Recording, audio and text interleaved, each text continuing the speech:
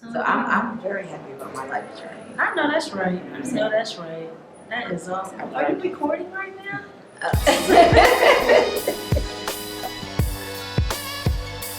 Hey, it's your girl Tasha from Real Talk with Tasha, and I'm back with my artist of the week. A lot of you may know her, and I'm gonna let her introduce herself. We're over here at the World Cafe live at the Queen in Wilmington, Delaware. I'm here with Miss Suite Franchon, and they call you the First Lady, don't they? Some do. And what else they call you? I won't tell everybody. Yeah, go tell everybody. We've already been sitting here talking. I feel like we already in the mix already. But I want her to go ahead and let you know who she is, and we're gonna just get into our conversation. Go ahead and let them know who you are. Peace, everybody. My name is Suite Franchon. Those who know me from before know me as Franchon. Franchon Robert Speaks is my government.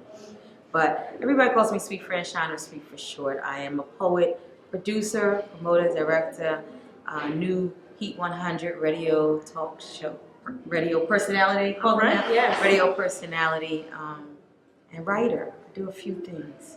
A lot. Not a few, she do a lot. I'm sitting here trying to grab up all her energy and let it soak up on me. All right, so we're going to get right into your history. You are originally from Wilmington, Delaware. Yep, born and raised. Born and raised. Yeah. All right, and so can you tell the viewers when you first started doing poetry and move it into your purpose? Because this is your purpose. Absolutely, it's my purpose.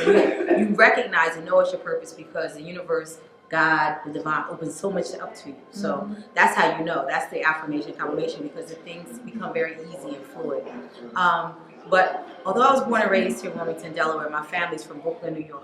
So I had an eclectic aunt who understood me, and so she would make sure she sent for me in the summertime. So I spent my summers in Brooklyn, New York, which is, I'm sure, the foundation of my artist and my artist way. You know, she made sure I got to see museums and plays and Broadway and libraries, huge super libraries. I could get lost in them. She allowed me to walk Prospect Park all day, and in Prospect Park you would see people start drum circles and singing and dancing and drawing. It was just a fabulous way to grow up. So when most people were going down south, I hang out in Brooklyn with my aunt, my cousin. So I think that really was the foundation. She saw something in me and she encouraged me to write and express myself in different ways because I seemed a little different than my cousins and my brothers and sisters. So that's how it all started, I believe. You had the glow. Okay. She had the glow. And what I read about you was that you were shy. Extremely shy. So tell the viewers about that, how you were shy and how you broke out of that. Well, I broke out of it because in the hood you gotta learn to fight. You gotta learn to defend yourself. And because I was quiet, I was a bookworm, teacher's pet, right? Elementary school age, I think it was. They would pick on me. And my grandmother would say, "Come in here again, I'm gonna got something for you." And I was like, "Oh, no." I'm not getting my butt beat by my mom, you know what I mean? Right. So I started standing up for myself. And then in doing that, I discovered my own voice. And I discovered that, people like me. Like once I started talking to people and once they wanted to share with me, I have a natural, people always want to talk to me, So next thing I know, by middle school, they started calling me the, baby Barbara Walters. Because I was talking all the time. It was really weird, yeah. And then that's when I got introduced to music, too. I never played an instrument before, and I had a music teacher. I'm a girl from the hood. They make you take recorder or whatever, and I did so well reading the music for the first time. I just caught on naturally. He gave me an oboe, which is a double reed instrument, very difficult to play. Classic music mostly, And I started playing classical music in middle school. So girl from the hood and playing oboe, and then founded a pep club for started playing basketball, and it all just started evolving from there. And then here you are right here. Here we are. What kind of things you got going on? I know you got your peace, love, and poetry. Yeah. Can you tell the viewers about that? Yes. Peace, Love, and Poetry is the umbrella of our Artistic Expression Productions. It was founded, like I said, when I started about 7 years ago. And from there, about 4 years ago, this lovely place, World Cafe Live, the Queen had just opened. It's in their 5th year now. They just opened. They were looking for some local artists and producers to do some independent work. And they heard about me. I came in, I talked to them, and I said, well, I can't do what I do here, because that was more like an amateur, more like just a showcasing event, more for artists, like we just hanging out, you know, freestyling a lot. And I came in and I said, I think I'm going to do something different. And then we started this thing called Peace, Love, Poetry, the Soul Opera Edition, where we tell stories of love and life using poetry, music, and soul song. So for sure, they call it soul opera. And that's what we've been doing here for 4 years. It's really the thing that keeps me relevant. It's the production that has helped me not outgrow, because I still love open mic and stuff, but it's caused me to have a bigger audience, a broader audience, a more diverse audience. People who don't typically listen to poetry come, and so therefore that's why it's working. So. Right, that is awesome. That's awesome. So with the poetry, matter of fact, no. You told me that you didn't start this, like you didn't really get into everything until you were about 40 years old.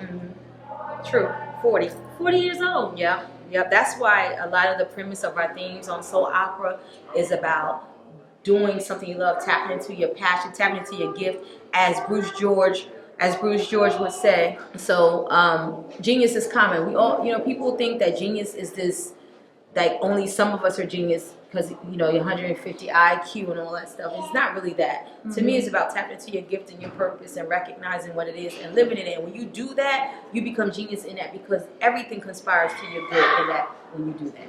Everything. Like the world opens up and you begin to shine. You begin to have all this energy and you never feel like you're working. So you're never tired. Like it's just the most amazing feeling to be here. And intellectually, I had read about these things. I studied Rumi.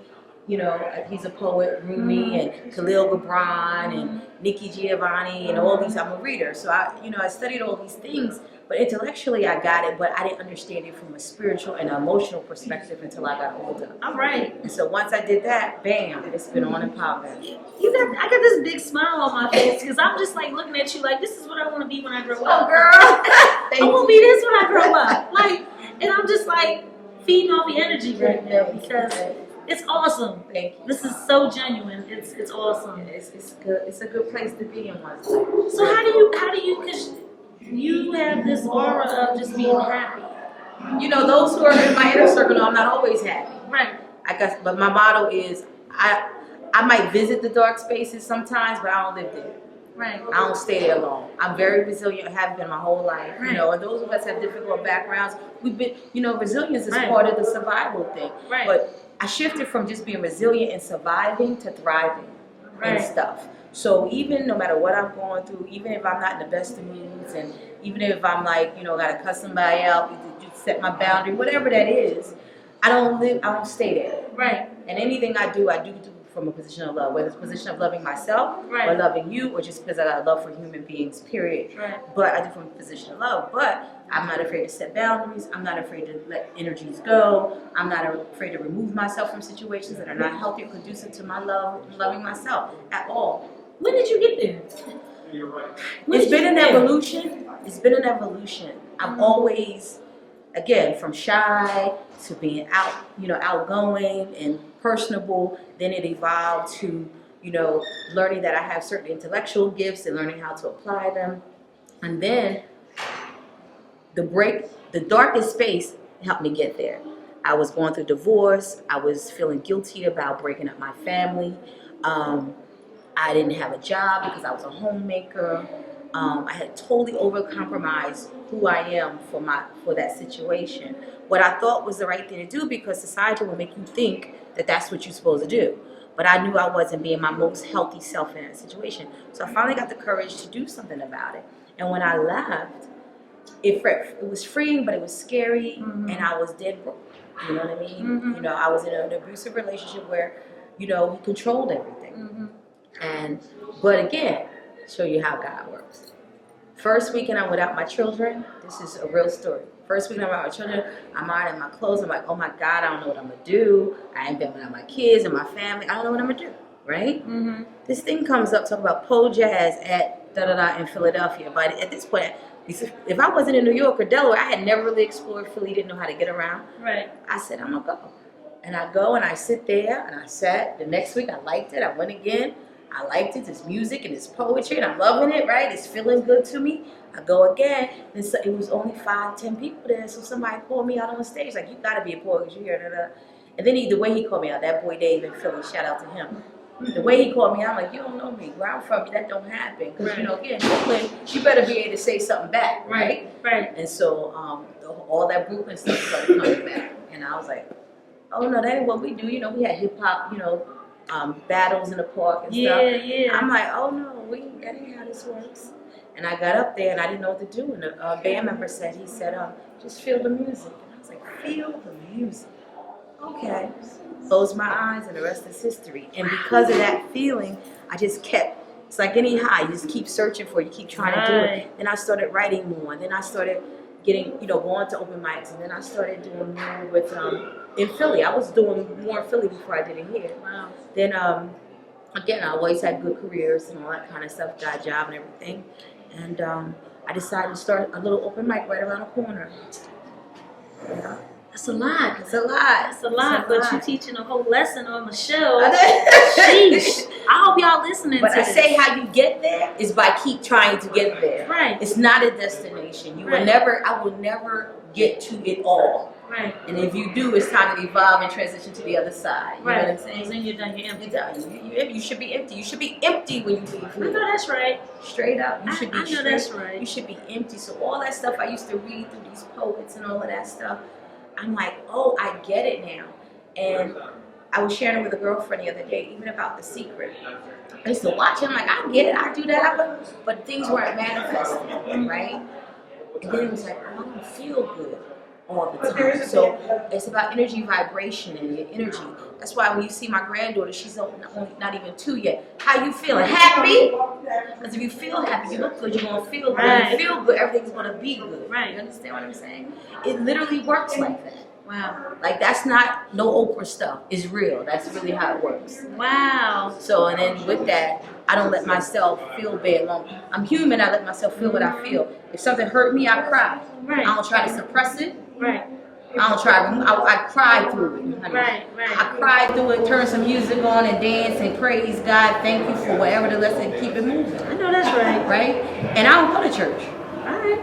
So, you know what I'm saying? Yeah. So, I still like to say is you got to tap into the divine within. You got to be open and willing, and you got to seek it. And then it will reveal everything that you need to know to do with you. And you already know what you do because you know what feels good to you. You know what you naturally. You already instinctively know. So you going to teach any classes on this? I guess I do. Because I feel like she need to be teaching some classes on this.